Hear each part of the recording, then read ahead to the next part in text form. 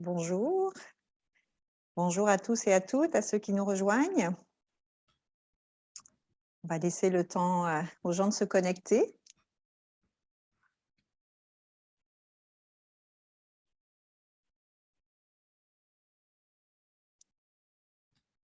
Alors, bonjour à tous, je suis Brigitte Monod, je suis la directrice générale de Synthèse. Je vous souhaite la bienvenue au dévoilement de notre enquête sur la transformation des métiers de la création numérique. Pour ceux qui ne nous connaissent pas ou moins, Synthèse a été fondée en 2018 et notre mission, c'est d'accélérer la formation et l'éducation dans le milieu de la créativité numérique au Québec. Donc nous, notre rôle, c'est de mettre en relation le monde de l'enseignement supérieur, les cégeps et les universités et les entreprises de création numérique. Les actions de Synthèse ne pourraient voir le jour sans le soutien du ministère de l'Enseignement supérieur que je tiens à remercier chaleureusement aujourd'hui. Aujourd'hui, c'est un jalon important dans la jeune histoire de Synthèse. Nous allons vous présenter les résultats d'une enquête d'envergure qui va jeter les bases d'un travail de vigie en continu sur la transformation des métiers de la création. Dans la présentation qui va suivre, nous allons mettre l'accent sur les compétences développées et à développer au stade de l'entrée sur le marché du travail, donc essentiellement pour les diplômés de DEC et de baccalauréat. Alors, quelques petites informations d'intendance pour le déroulement de ce webinaire. Il y aura une période de questions qui suivra la présentation. Alors, je vous invite à poser vos questions en bas dans la petite rubrique Q&A, en bas à droite de votre écran. Merci de ne pas utiliser la fonction clavardage chat pour les questions.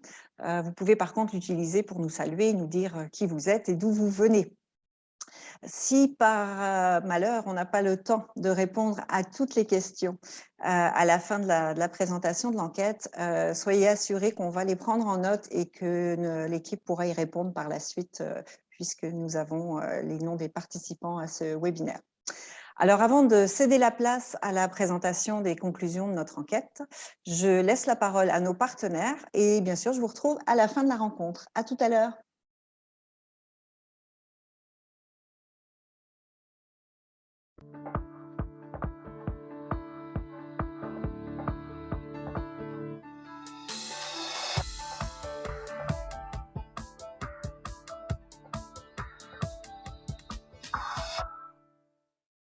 Bonjour à tous, je me présente Valérie Daigneault, présidente du comité de gouvernance de Synthèse et directrice du secrétariat de la GRAP de l'audiovisuel au Bureau du cinéma et de la télévision du Québec.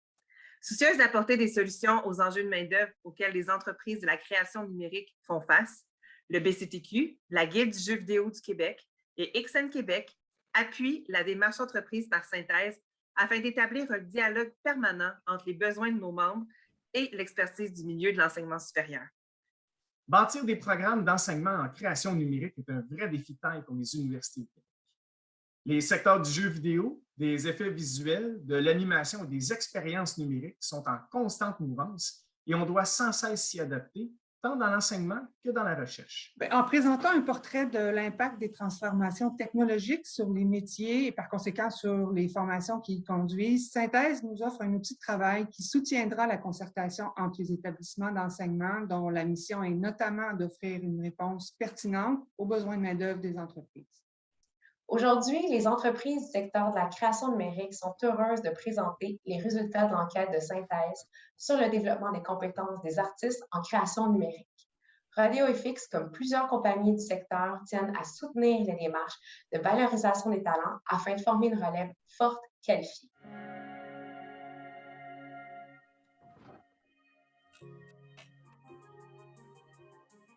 C'est de faire le point sur où en sont les entreprises, vers où le marché se développe, afin de pouvoir former de la meilleure relève, en fait.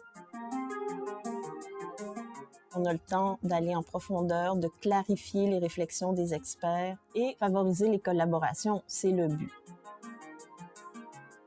Donc, est-ce que ces métiers vont être transformés dans 5-10 ans et comment le Québec se prépare justement pour former les nouvelles cohortes, pour être capable de faire face aux défis? Cette enquête et le travail de veille continue qui va s'en suivre seront de précieux outils pour nos directions de programme, nos professeurs et nos chargés de cours afin de proposer une offre de formation en synergie avec les besoins des trois acteurs. Que ce soit à la formation initiale, à la formation continue ou à la formation en entreprise, nous sommes prêts à travailler avec le milieu pour répondre aux besoins de développement de compétences à court et moyen terme afin que les étudiants, les étudiantes et les professionnels développent des savoir-faire essentiels à la vitalité de ce secteur. Que ce soit en formation initiale ou en formation continue, les défis des prochaines années sont grands afin de combler les postes vacants de nos industries. Au nom du comité métier, qui représente les différentes compagnies participantes, nous sommes heureux de vous présenter les résultats de cette étude. En cette période de relance économique, nous sommes fiers de soutenir cette initiative pour que le Québec conserve son leadership dans les arts numériques. Je tiens à remercier sincèrement l'équipe de Synthèse pour cette étude porteuse et sur ce, je vous souhaite à tous une bonne présentation.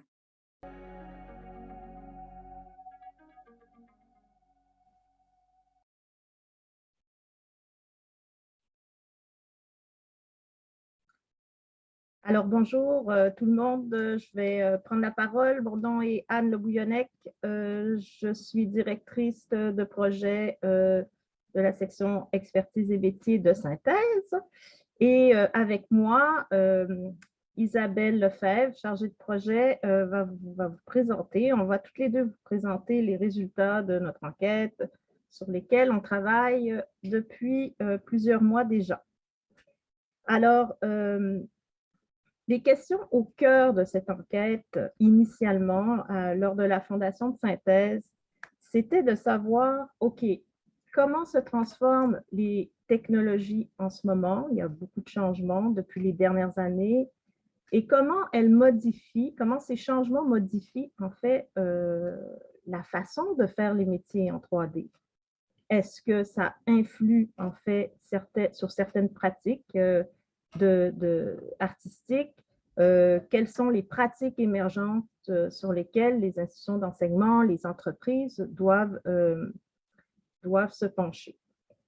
Donc, on sait qu'il y a beaucoup de changements dans les modèles d'affaires en ce moment. Donc, il faudrait voir à ce que le Québec s'adapte correctement, en fait, et qu'on soit capable, en fait, de répondre aux besoins du marché, parce qu'on sait que les entreprises, en ce moment, évidemment, cherchent beaucoup de talents, de grands talents. Le Québec a toujours été un pionnier en 3D, en fait. On pense déjà à la création de Softimage, Tony de la Pelletrie, il y a plusieurs années. Donc, comment on fait pour garder le cap et comment on fait pour faire en sorte qu'on ait des pistes de réponse, en fait, à ces questions? Donc, ce qu'on s'est dit, nous allons tenter de définir les compétences qui seront requises dans les prochaines années pour répondre à ces besoins de main-d'œuvre et essayer de voir au niveau des formations initiales et continues, c'est-à-dire les seniors qui ont toujours besoin de devenir plus seniors et de s'adapter.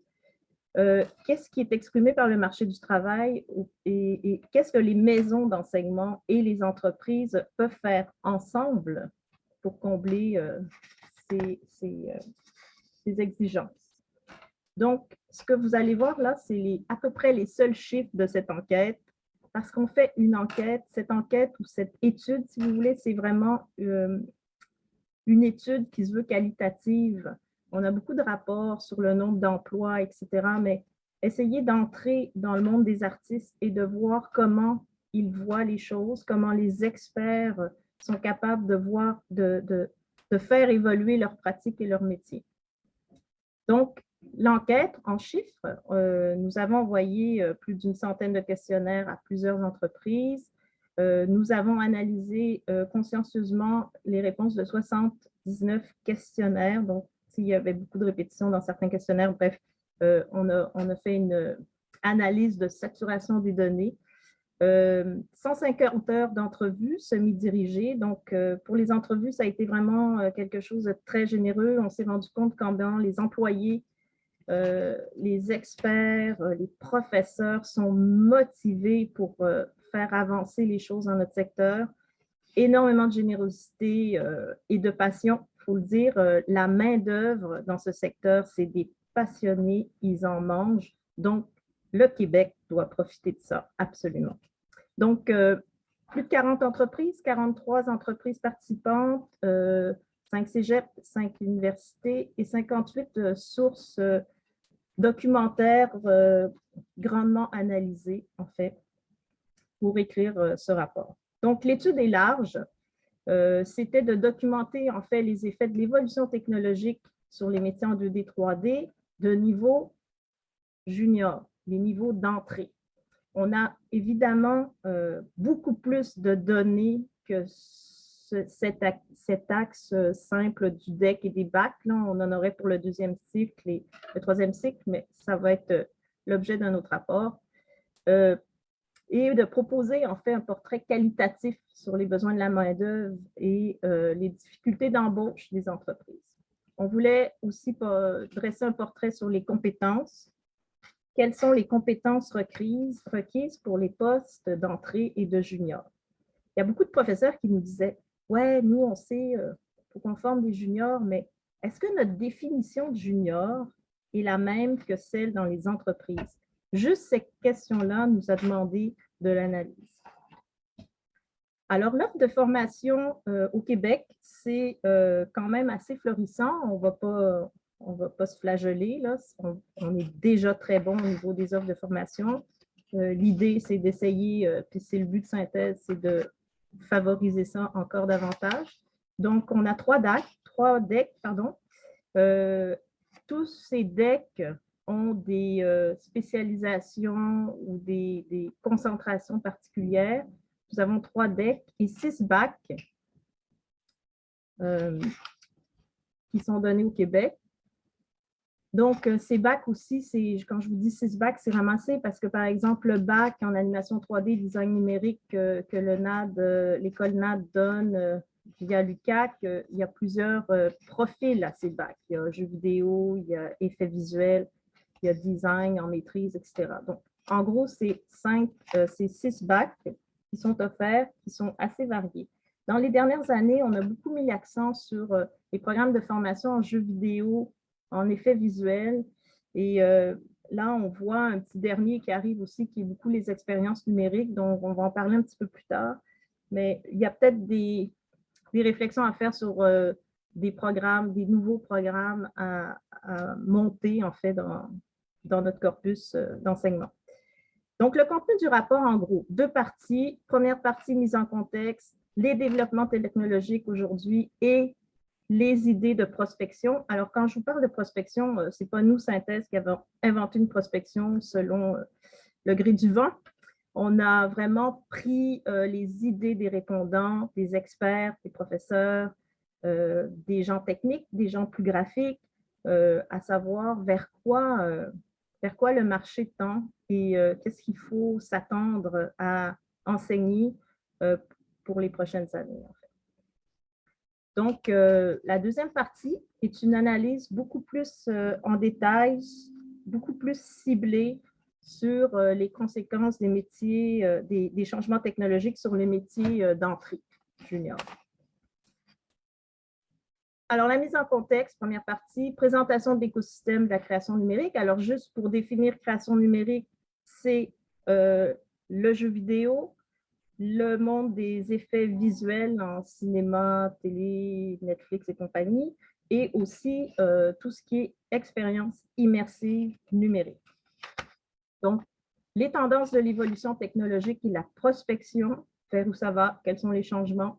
Juste une petite anecdote, il y a quelqu'un qui nous disait « Ah, dans le temps, nous, notre problème en 3D, c'était le temps, les temps de rendu. On disait toujours à nos clients, ben là, ça va prendre 5 jours avant de te donner l'achat parce que c'est long. Il dit, aujourd'hui, notre problème, c'est la vitesse. Il y a une accélération de la vitesse. Donc, tout ça est lié, en fait, aux évolutions technologiques. Les exigences d'embauche, en fait, des niveaux d'entrée junior dont je parlais tantôt. Quelles sont les exigences d'embauche aujourd'hui dans ces secteurs de la part des entreprises? Donc, la deuxième partie fait état d'une analyse plus approfondie et détaillée, donc des aptitudes à développer dans les programmes DEC et BAC, les enjeux d'adéquation formation-emploi, en fait, les liens avec les besoins de la main-d'œuvre, les besoins comblés à la formation initiale et, là, je mets un petit bémol là-dessus, les points de friction entre les entreprises et les établissements d'enseignement Quand on dit point de friction, c'est là où il y a de l'incompréhension de part et d'autre. Et c'est peut-être justement des pistes de réflexion où est-ce qu'il va falloir un petit peu plus travailler, se concerter, avoir de meilleurs espaces de communication pour faire le lien entre les entreprises et les établissements d'enseignement. Ensuite, on a des constats et réflexions dans la deuxième partie. Les constats. Donc, il y a des difficultés d'embauche pour les postes graphiques 2D, 3D, surtout au niveau intermédiaire et senior. Là, je suis sûre que je n'apprends rien à personne. Par contre, on peut dire que nos jeunes sortant, finissant des diplômés des universités se placent quand même très bien parce que toutes les entreprises de toute taille, en fait, embauchent les finissants de nos écoles. Donc, on peut se réjouir d'avoir un bassin de formation qui est quand même assez large et qui est quand même déjà très bon. Ensuite, dans les constats, c'est que les éléments les plus importants à l'embauche étaient la qualité technique et artistique du fameux portfolio. Alors, évidemment, nous, on a présenté aux entreprises, bon, ben, est-ce que c'est le CV? Est-ce que c'est l'école où les personnes ont étudié? Est-ce que c'est le niveau? Est-ce que bac, DEC, ça fait une différence? En fait, ce qui est ressorti dans ces éléments-là, c'est toujours le portfolio, qualité technique, qualité graphique, et là, on était assez heureuse de voir ça, Isabelle et moi, les compétences comportementales, c'est quand même arrivé au deuxième niveau.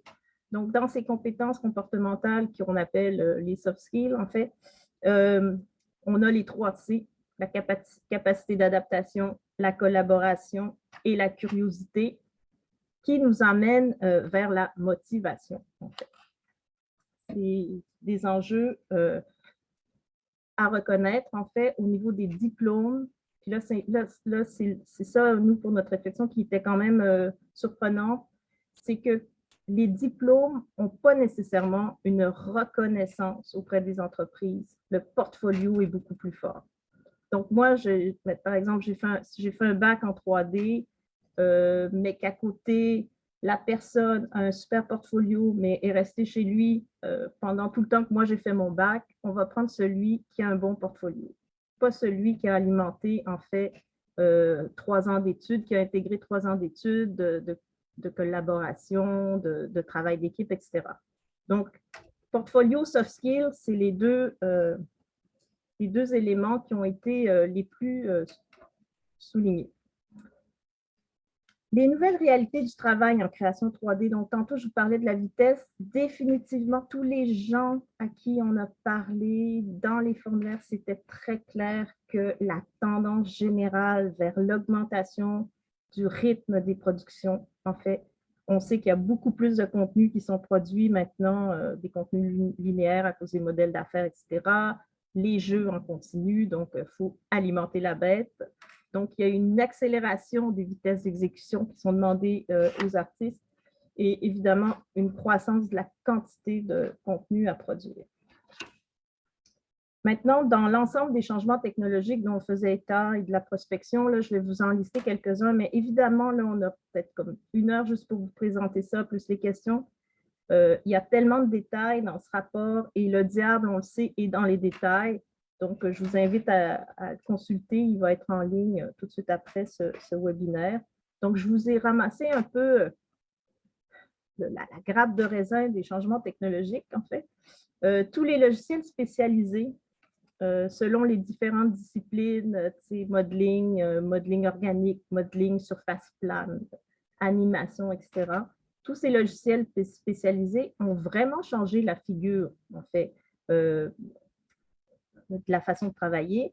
Il y a déjà pas si longtemps, on avait un logiciel puis on faisait tout le pipeline avec le seul logiciel Maya ou Softimage. Maintenant, c'est beaucoup plus complexe que ça. La complexité des pipelines de production sont beaucoup plus grands, en fait, parce qu'on demande une intégration logicielle très grande. L'intelligence artificielle, le machine learning, en fait, l'apprentissage machine, aussi commence à rentrer de façon vraiment plus évidente dans les studios, notamment en jeux vidéo, c'est sûr que ça fait déjà un moment. En VFX, l'apprentissage machine est beaucoup étudié en ce moment et commence à être intégré. Ça va changer les pratiques des artistes, sans contredit. Les opérations continues des jeux vidéo, donc le fameux métaverse où finalement, il faut toujours produire. On ne voit plus le jeu vidéo comme un produit. Je pense que tout le monde le sait bien maintenant. Maintenant, c'est des services. Donc, ça change aussi la façon de travailler et de voir en fait les métiers. Les outils de jeu qui entrent dans le grand monde du cinéma, je pense ici à la virtual production qui fait qu'avec des engins comme Unreal, etc., ça crée une certaine transversalité entre les métiers. Donc, ça va occasionner des changements. La réalité virtuelle à la réalité augmentée, à la réalité étendue, jusqu'à la virtualité augmentée maintenant. On en parle dans ce rapport. Les expériences numériques immersives. Donc, maintenant, on ne fait plus que des expériences numériques que dans l'écran, comme le jeu ou le film. On fait aussi des expériences numériques dans l'espace, des projections sur les immeubles. Ça fait longtemps, mais maintenant, on en a de plus en plus. Les écrans sont devenus vraiment tellement meilleurs qu'il y a beaucoup de nouvelles sortes, nouvelles façons de créer des projets. Ça change les pratiques. Et en fait, pour résumer, la puissance des réseaux et du matériel informatique fait que les créateurs, en fait, peuvent vraiment créer des nouveaux produits. Donc, nécessairement, ça va créer des nouveaux métiers et formes de métiers. Je vais laisser la parole à Isabelle, qui va vous parler un petit peu plus des pistes de réflexion que nous avons pour les prochaines années. Alors, à partir des entretiens qu'on a fait avec les professionnels de l'industrie, avec les professeurs aussi d'université, de cégep et la documentation disponible, on a retrouvé en fait certains éléments pour préparer la relève. Donc, on retient les éléments suivants. Il y a la variété de logiciels spécialisés pour chacune des familles des métiers qu'on a nommés tout à l'heure. On s'attend des étudiants à ce qu'ils s'adaptent à plusieurs types d'outils spécialisés parce que les studios n'utilisent pas nécessairement tous les mêmes outils. Donc, il s'agit de maîtriser les principes fondamentaux communs aux familles de logiciels pour les différentes tâches. Il s'agit aussi de détenir des connaissances transversales sur les processus des différentes chaînes d'opération. Et quand on parle de chaîne d'opération, c'est en fait au niveau des domaines, que ce soit en effet visuel, en cinéma d'animation, en jeux vidéo et même en expérience numérique immersive. Du point de vue des logiciels de création procéduraux, ce qu'on retient des données de l'étude, c'est que les étudiants vont devoir comprendre les tâches assignées par la supervision en studio lorsqu'ils sont sur le marché du travail. Ensuite, ils doivent être capables d'analyser l'image produite par le logiciel et avoir un œil artistique qui est suffisamment développé pour repérer les retouches nécessaires à faire. On doit aussi retenir que les étudiants doivent développer un savoir-faire artistique et technique nécessaire pour effectuer les corrections qui sont requises ensuite. Du point de vue de l'intelligence artificielle, machine learning, deep learning, etc., ce qu'on retient, c'est que éventuellement, il y aura une automatisation des tâches simples comme la rotoscopie, le suivi, le tracking, match move, mais aussi sur certaines tâches simples d'animation et de composition. On demande donc aux étudiants de développer des compétences transversales comme la collaboration et le travail en équipe multidisciplinaire. Ces éléments-là sont déjà présents dans la culture du travail actuelle, mais seront exacerbés avec l'intelligence artificielle. On doit aussi développer une vision artistique et aussi, encore une fois, la capacité à analyser les images, donc détenir un bon sens de leur observation. Du point de vue des moteurs de jeu en temps réel, ce sont déjà des outils qui sont utilisés en jeux vidéo qui sont essentiels, mais qui seront de plus en plus utilisés dans les secteurs comme en effet visuel avec la virtual production, la production virtuelle en bon français, et donc l'animation et des expériences aussi numériques immersives. On demande aux étudiants de s'adapter à de nouveaux modes de production en temps réel versus le pré-rendu auquel on est habitué actuellement et de s'adapter donc à de nouvelles procédures et de nouveaux outils de travail. Du point de vue des technologies de capture de mouvement, de photogrammétrie et de numérisation volumétrique, on retient un savoir-faire technique lié à ces technologies pour être utilisé dans diverses étapes de production comme la prévisualisation, la création de personnages, d'environnement et d'animation. Du point de vue des nouveaux modes de production, comme la production virtuelle, les opérations continues, donc les live ops et la réalité étendue en expérience numérique immersive, on voit une propension à la collaboration et travail en équipe multidisciplinaire qui est décuplée, que ce soit du point de vue de la scénographie, des arts de la scène, on mélange différents types d'équipes et on demande aussi une rapidité, une efficacité d'exécution accrue pour les tâches. Donc, les étudiants devront être de plus en plus efficaces dans leur travail. Lorsqu'on a parlé avec les professionnels de l'industrie, de manière générale, la perception de la qualité de la formation initiale était en général bonne. Les étudiants sont suffisamment préparés pour arriver sur le secteur du travail. Cependant, il y a quelques éléments qu'on a identifiés sur lesquels on pourrait accentuer davantage la formation des étudiants. Par exemple, ce qu'on a remarqué, c'est la valorisation des connaissances sur le milieu du travail qui devient de plus en plus importante. Donc, détenir des connaissances sur les chaînes d'opération et de production des 3 secteurs, en effet visuel, cinéma d'animation, jeux vidéo et expérience numérique immersive, sur les différents types de production pour chacun des 3 secteurs également, donc tous les types de production 3D, pas seulement le cinéma d'animation par exemple, et d'avoir des connaissances sur les rudiments de la gestion de production pour bien comprendre ce que c'est le service client et les liens entre le travail des artistes et le budget d'une production. On cherche également à développer davantage des compétences artistiques, que ce soit l'œil artistique très important pour les nouveaux défis qu'amènent les logiciels procéduraux, l'intelligence artificielle à l'avenir, la capacité d'analyse des images, mais aussi d'avoir une maîtrise des outils qui dépasse la maîtrise technique, donc une maîtrise qui est artistique. On cherche aussi à accentuer la maîtrise des compétences artistiques spécialisées propres à chacune des familles des métiers graphiques 2D et 3D. Les étudiants devront se spécialiser davantage.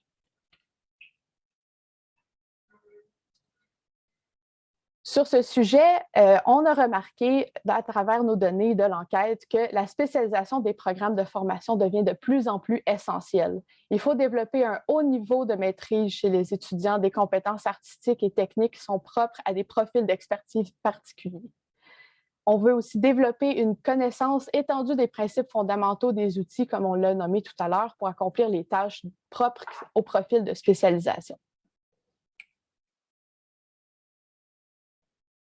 Il faut aussi également familiariser davantage la relève avec les réalités du travail en entreprise. On va le voir tout à l'heure avec les pistes de réflexion, avec les stages, par exemple, l'implémentation de mentorat avec les professionnels sur des projets à l'école. Il faut renforcer la capacité d'adaptation au processus et aux structures organisationnelles des studios pour réduire l'écart le plus possible entre le moment de l'embauche des artistes juniors et le moment où ils sont pleinement fonctionnels dans leur travail.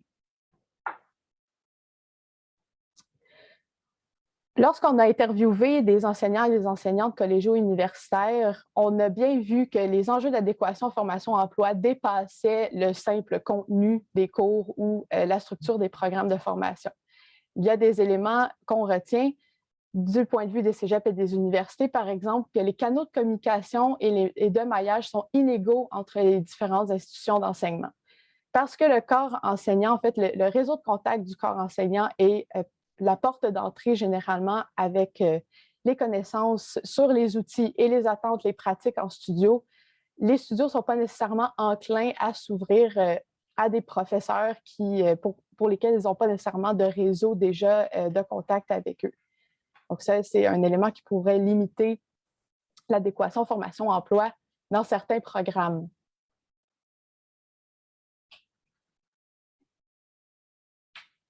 Du point de vue des cégeps également, on a remarqué, en fait, on nous a fait part qu'il y avait un manque de budget souvent et d'espace pour le renouvellement et la mise à jour du parc technologique, mais également pour mettre en place des laboratoires avec des technologies de pointe comme la capture de mouvement, la photogrammétrie ou la production virtuelle qui sont très coûteuses à installer, mais qui demandent aussi beaucoup d'espace, dont les cégeps ne disposent pas nécessairement. OK, je vais continuer. Donc, oui, pardon, petit problème technique qui semblerait bien. Je vais poursuivre sans support visuel, c'est pas très grave. Je vais juste retrouver mes notes, où est-ce qu'on était rendu. Donc, pardon. On était rendu, voilà. Du point de vue des cégeps également, on a relevé des lacunes, mais aussi des universités, je vais en parler tout à l'heure, sur le potentiel d'attraction des cégeps pour retenir ou engager des personnes qui proviennent des entreprises. Il y a des salaires qui sont peu compétitifs, qui sont offerts. C'est difficile de recruter des professionnels de l'industrie quand on leur offre, par exemple, la moitié de leur salaire qu'ils font actuellement. Mais aussi, il y a des problèmes qu'on a relevés dans les grilles horaires. Il n'y a pas nécessairement suffisamment de cours spécialisés pour pouvoir engager un professionnel à temps plein pour donner des cours. Du point de vue des universités, on a d'autres types de limitations qu'on a relevées. Par exemple, un manque de flexibilité dans les exigences d'embauche universitaire qui empêchent d'engager parfois des professionnels de l'industrie qui ne remplissent pas nécessairement ces critères. Finalement, du point de vue des cégeps aussi et des universités, il y a un manque de flexibilité administrative qu'on a remarqué pour effectuer des changements rapides dans les programmes. Idéalement, on voudrait que les programmes de formation s'adaptent au même rythme que l'industrie change, donc des changements qui sont extrêmement rapides et continus. Et cela pourrait éventuellement accentuer la perception d'écart entre les programmes de formation et le milieu du travail si les programmes ne peuvent pas s'adapter au même rythme que l'industrie le fait. Du point de vue des cégeps, finalement, on a remarqué un grand besoin de temps pour la formation continue, le perfectionnement du corps enseignant. Les enseignants n'ont pas nécessairement le temps de se former, de mettre à jour leurs connaissances et des savoir-faire à l'extérieur de leurs heures de cours et des exigences de leur métier. Donc, il est extrêmement important de leur donner le temps nécessaire pour le faire. Donc, perfectionnement des compétences techniques, artistiques et des savoir-faire sur les entreprises. Parfait, je reprends. Je mets mon micro, Isabelle ferme son micro. Alors, je reprends sur les pistes de réflexion, en fait, suite au constat qu'on a fait pour cette étude. Et c'est des pistes de réflexion qu'on aimerait beaucoup élaborer avec vous tous qui nous écoutez, et même ceux qui ne nous écoutent pas. Il faut optimiser, en fait, l'adéquation entre la formation emploi et la formation, l'emploi et la création de D3D. Il faut être capable, et on essaiera dans les prochains mois, synthèse, de justement favoriser cela, structurer le dialogue entre les établissements d'enseignement supérieur et les entreprises, avoir un lieu structurant où est-ce qu'il peut y avoir des meilleurs échanges, tout ça dans le but de pouvoir former des meilleures cohortes, je rappelle, favoriser la collaboration, la complémentarité dans l'offre de formation à l'échelle de la province. On a un gros buffet chinois à préparer et il va falloir qu'on mette tous nos efforts ensemble, toutes les institutions d'enseignement, et qu'on arrive à trouver une certaine complémentarité parce que tout le monde ne peut pas tout faire. Il y a tellement de choses dans ces programmes-là à intégrer. Ça serait intéressant de voir en fait les établissements d'enseignement, comment on peut mutualiser en fait les services, les offres, etc.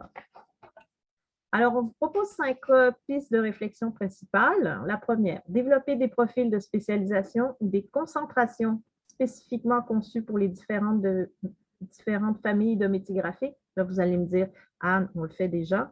Oui, mais il faut les perfectionner. Il faut peut-être rajouter certaines concentrations, notamment les expériences immersives, le VR, etc. Valoriser davantage les stages en entreprise, intégrer des programmes d'alternance travail-études. On sait, par exemple, les formations coop en informatique. Alors, on se demande tous pourquoi on ne fait pas ça en 3D, puis pourquoi ça ne serait pas bénéfique pour nos étudiants, justement, d'aller voir, par exemple, commencer un pipeline chez Ubisoft versus commencer un pipeline dans une entreprise comme chez ESDOS. Est-ce que c'est pareil? Est-ce que c'est différent? Ensuite, la troisième piste de réflexion, c'était d'aborder les connaissances et les méthodes de travail des trois secteurs. En fait, on voit une certaine convergence. Je sais que ça fait longtemps qu'on en parle, au moins 10 ans, mais 20 ans, même. Une certaine convergence, mais avec le développement des logiciels et des outils, les trois entités qui étaient des entités très séparées se rapprochent de plus en plus. Et quand je parle des entités, c'est les effets visuels, l'animation, le jeu vidéo et les expériences numériques. Les outils sont relativement les mêmes entre eux, c'est les techniques de travail qui diffèrent. Donc, on pense que d'aborder les connaissances et les méthodes de travail de façon plus transversale, et ça nous permettrait en fait de pouvoir définir quel genre de nouveaux programmes de formation spécialisée on pourrait mettre sur pied. La quatrième piste de réflexion, en fait, c'est vraiment de développer des canaux de communication et des activités de maillage vraiment structurées et structurantes entre les cégeps, les universités et les entreprises. Cinquième piste de réflexion, développer un centre de technologie d'expérimentation, recherche, création partagée, un lieu où il y aurait du bon matériel pour être capable de bien travailler au goût du jour avec des étudiants, des professeurs d'université, des cégeps, des gens de deuxième cycle, de troisième cycle qui pourraient en fait polliniser les bonnes pratiques et des entreprises qui ont l'habitude de travailler en innovation et en résolution de problèmes. Donc ça, c'est quelque chose de très important. J'ai le goût de mettre à côté du numéro 5 un petit cochon, une tirelire. Donc, le message serait clair, en fait. Voilà. Donc, ce sont nos 5 pistes de réflexion sur lesquelles nous aimerions avec vous collaborer dans les prochains mois. Et si vous avez des questions, je vous invite vraiment, il nous reste du temps à les poser juste après, donc dès que je vais avoir fini, en fait. Donc, les prochaines étapes, l'étape de concertation avec les institutions d'enseignement, c'est ce qu'on aimerait vous faire part. Donc, on aimerait vraiment qu'il puisse y avoir un échange structuré, structurant dans les prochains mois. Synthèse s'engage à supporter ça de façon et de l'organiser de façon très intense. De notre côté, au niveau de la recherche, on va établir une deuxième collecte de données à partir de focus group pour là s'attarder non plus à la formation initiale, et les postes d'entrée, mais sur la formation continue pour les postes intermédiaires et seniors. Là, les entreprises nous ont beaucoup dit combien c'était difficile de trouver des enseignants et de pouvoir offrir de la formation continue à leurs employés. Donc, c'est quelque chose sur lequel on va se pencher ardemment dans les prochains mois. Et on vous offre aujourd'hui une grande primeur. On a mis en place une plateforme de veille en continu collaborative sur des veilles technologiques et artistiques des métiers de la création numérique, donc dans lequel vous êtes, qui s'appelle Synergie, en fait, Synthèse, Synergie. On a besoin de votre collaboration pour alimenter cette plateforme. Vous pouvez aller la consulter à partir de maintenant, dès que nous aurons raccroché tous et chacun. Alors, qu'est-ce qu'on va trouver dans Synergie? Des rapports, des articles, des recherches académiques, des maîtrises, des doctorats sur le sujet, des études de cas techniques, comme par exemple, il y a l'étude de cas de François Laure qui a fait une présentation aussi grave pour ceux qui le connaissent sur justement la nouvelle technologie USD qui est implantée dans la plupart des studios en ce moment, et la présentation de pratiques et de métiers spécialisés. Donc, je vous invite à aller voir ça. Alors, sur cette plateforme Synergie que vous voyez présente, vous allez trouver l'ensemble du rapport dont on vous a fait une espèce de condensé sucré en 20 minutes, mais vous aurez en fait tous les détails de cette recherche et beaucoup d'interventions, d'annotations des professionnels qui ont participé à cette étude. Donc voilà, c'est tout pour moi, Brigitte, je peux te repasser la parole. Merci. Merci beaucoup, Anne. Merci, Isabelle. Nous sommes maintenant à la période de questions. Alors, on a quelques questions dans notre Q&A en bon français. Anne, la première question, je pense qu'elle s'adresserait à toi. Avez-vous les pourcentages des participants au sondage séparés par industrie, en fait? Combien de gens en jeu, en en effets visuels, en expérience numérique, etc. Donc, est-ce Alors, que le rapport je n'ai contient pas ces le détails? chiffre exact, il faudrait que j'aille chercher dans mes fichiers, mais je sais qu'on a équilibré, tout est bien équilibré. Il y a autant en immersif et qu'il y a en jeu vidéo qu'il y a en effets spéciaux. Par contre, bémol, on n'a pas eu beaucoup d'intervenants, puis c'est pas parce qu'on les aime pas, ça s'est passé comme ça au niveau des prises de contact et tout, et des réponses qu'on a eues. Vous savez, on était en train d'interroger les gens en plein début de pandémie, donc il y a des gens qu'on a moins pu rejoindre. En fait, on n'a pas eu énormément de répondants en animation 2D. Et on sait qu'on vous a un peu négligé, on s'en excuse, mais on va se reprendre. Ce n'est que pour vous donner plus de place par la suite. Oui, c'est ça. Voilà. Parce que c'est un secteur très particulier aussi qui est un peu différent.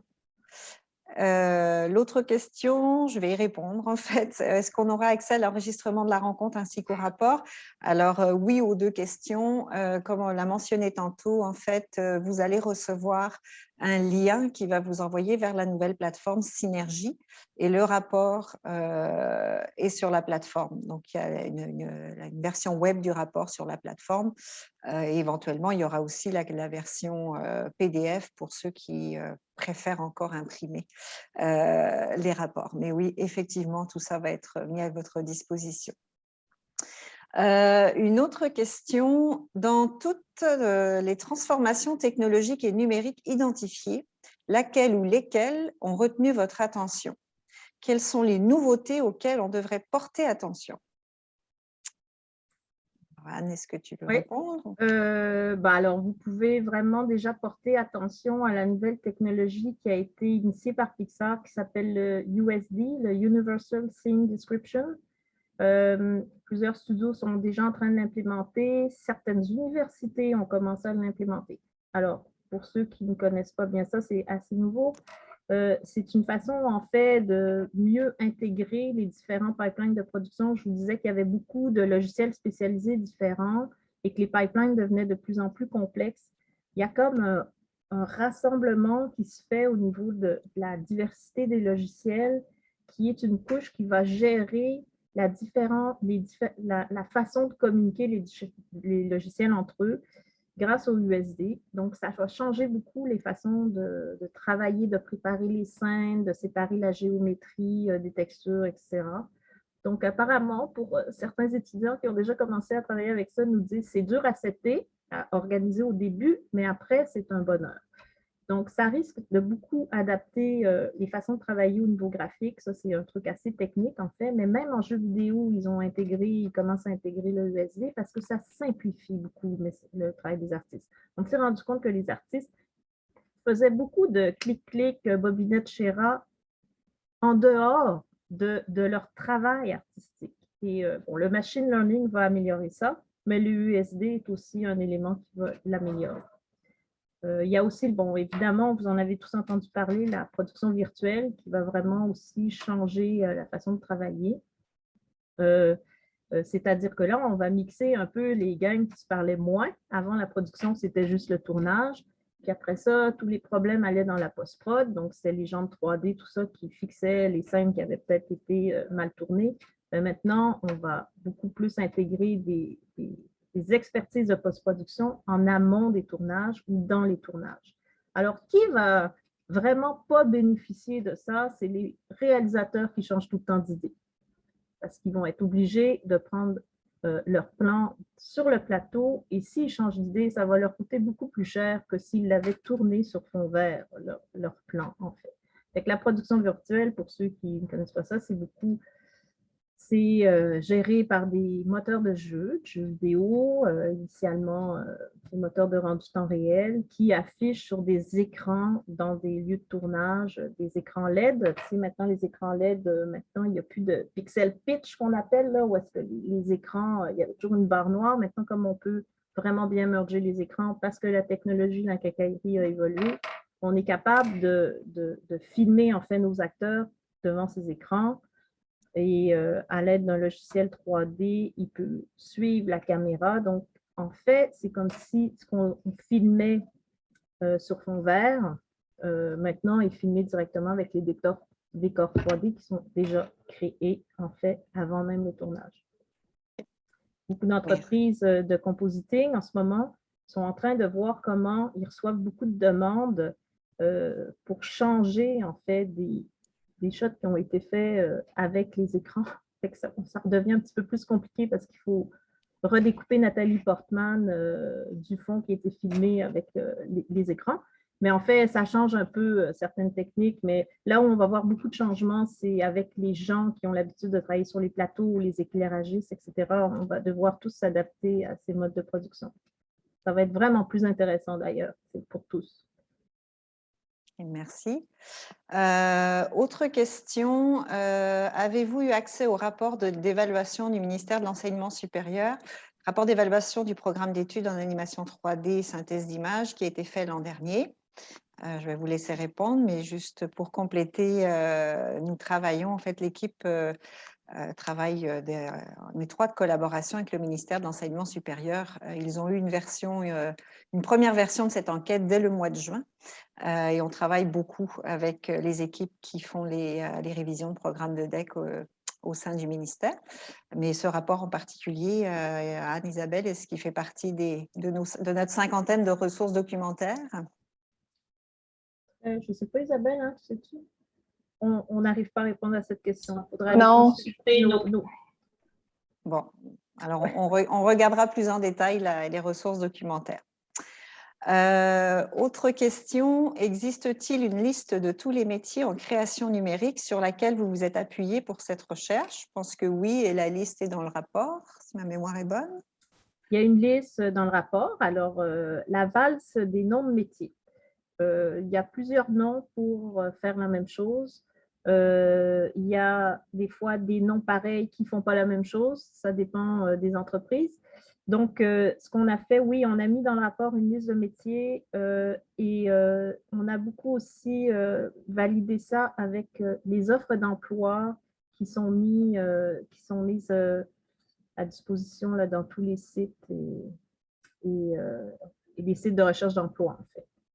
Donc, on a fait une espèce de melting pot quand même assez bien classifié des différentes listes d'emploi. Il faut dire que le ministère a toujours des listes d'emploi. Alors, officiellement, les gens qui travaillent en métier graphique, en jeu, etc., ont fait tout le temps partie du même lot d'emploi reconnu par le ministère qui s'appelle graphiste. Attends, c'est quoi déjà, Isabelle? C'est la classification nationale des professions, le CNP. Le CNP. Et le CNP, on a tous les métiers de jeux vidéo et d'effets spéciaux et d'expériences immersives qui sont dans le même intitulé qui s'appelle design graphique, un truc comme ça, là, ça s'appelle illustrateur et design graphique. Donc, pour vous dire, je ne m'en souviens plus, c'est tellement large qu'en fait, c'était important de faire dans ce rapport-là un bilan de ce que ce CNP représente comme type de métier. En fait, c'est un peu comme si on disait en construction, ben, il y a quelqu'un qui travaille en construction. Quand on ouvre le hood, on se rend compte qu'il y a plein de métiers. Il y a l'électricien, le plombier, etc. Donc, ça, c'est des choses qui vont de plus en plus dans les années à venir se préciser davantage parce que c'est comme si le déploiement de tous ces métiers avait été plus vite qu'en fait que l'intégration de ça au niveau national, en fait. Il faut dire que les CNP, c'est quelque chose de fédéral aussi, donc ça change une fois tous les 25 ans. faut faire avec. Merci. Une question probablement pour Isabelle. Avez-vous tenu compte de la perspective des étudiants? Si les étudiants ont une formation trop pointue qui ne correspond pas à la réalité du marché, elle se retrouve mal prise. Alors, est-ce qu'on peut répondre à ça? Isabelle, toi, tu as beaucoup travaillé avec les enseignants. Oui, j'ai travaillé avec les enseignants, surtout on n'a pas interviewé d'étudiants qui sont en ce moment en train d'étudier dans les programmes. Cependant, on a interviewé quelques étudiants, ben, pas des étudiants, mais des finissants, des juniors qui venaient d'intégrer le marché du travail. Puis c'est surtout leur perspective qu'on a pris en compte aussi pour évaluer la pertinence des programmes d'études actuels dans le rapport. Donc, on a quelques personnes aussi on a essayé d'avoir une diversité du point de vue du niveau de poste dans nos répondants. On a des seniors, mais on a aussi des gens juniors qu'on a interviewés. Merci. L'auteur de la question nous remercie pour la réponse. Une autre question, je vais y répondre en partie et je passerai la parole à Anne. Comment concrètement Synthèse va contribuer à optimiser l'adéquation formation-emploi? Comme vous avez parlé à 40 entreprises et 5 institutions d'enseignement, on pourrait croire que vous servez plus les intérêts de l'industrie que ceux des programmes d'enseignement. Alors, en fait, la première partie de réponse, c'est une dizaine d'institutions d'enseignement qui ont été contactées, puisqu'il y a 5 cégep, 5 universités. Donc, et c'est sûr qu'il y a moins de... Les entreprises de création numérique, elles sont plus de 700, donc c'est sûr que déjà en nombre, ça ne fonctionnait pas.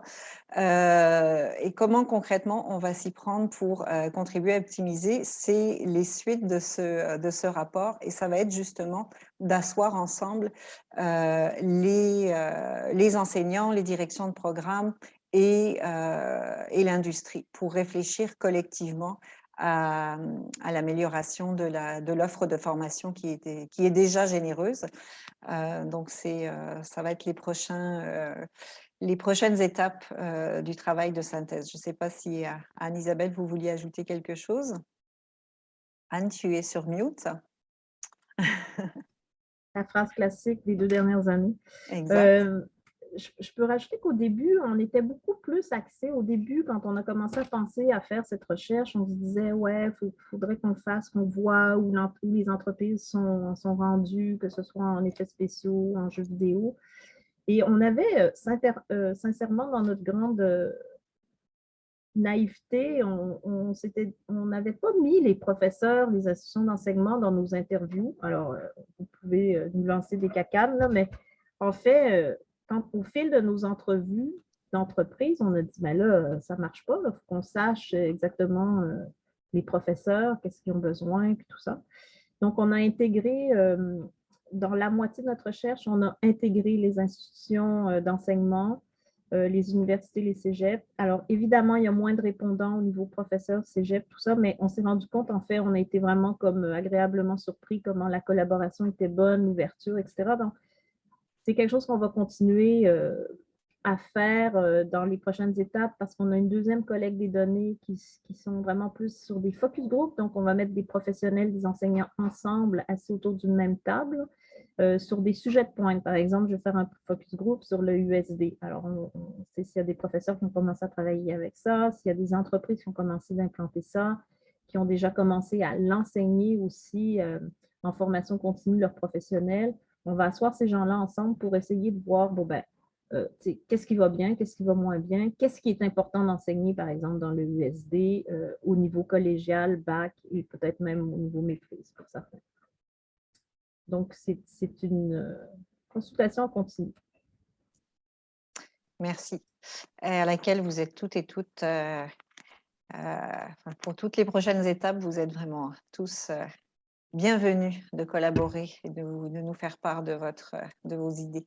La dernière question, c'est y aura-t-il une version anglaise du rapport? Oui, éventuellement, mais je n'ai pas de date pour ça. Je vois que mes collègues ont déjà mis dans le chat le lien vers la plateforme, donc le rapport, vous pouvez déjà y accéder. Donc, ça fait le tour de notre Q&A et on approche de la fin de ce webinaire. Je voulais vraiment vous remercier d'y avoir participé. Je tiens aussi à remercier toute l'équipe de Synthèse. Vous avez rencontré Isabelle et Anne qui ont tricoté cette étude de près, mais c'est un gros travail auquel ont collaboré toute l'équipe. Alors, je remercie également Andréane, Magali, Alban, Alexia.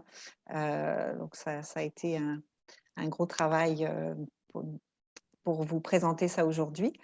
Donc, vous avez déjà le rapport, le lien vers la plateforme Synergie pour accéder au rapport et à tous les autres contenus qui sont déjà sur Synergie.